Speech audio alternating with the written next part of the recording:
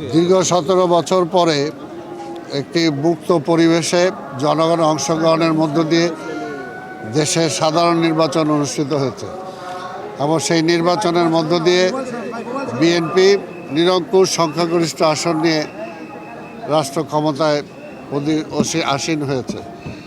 এতে প্রমাণিত হয় যে দেশের মানুষ বিএনপির প্রতি আস্থা আছে, তারেক রহমানের প্রতি আস্থা আছে।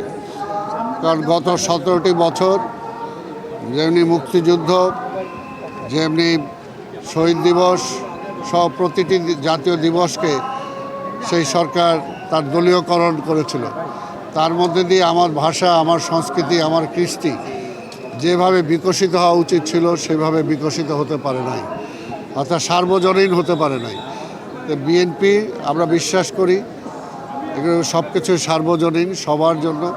তা আমরা বিশ্বাস করি যে মুক্ত মন নিয়ে মুক্ত পরিবেশে আজকে যেমনি 21 ফেব্রুয়ারি পালন হচ্ছে, ঠিক তেমনিভাবে জাতিভাবে আমরা ঐক্যবদ্ধভাবে ফ্যাসিবাদ বিরোধী যে আন্দোলন করেছি সেই শক্তি নিয়ে এই দেশকে গড়ার লক্ষ্যে আমরা সবাই এগিয়ে যাব। এটাই আজকের 21-এর মূল চেতনা।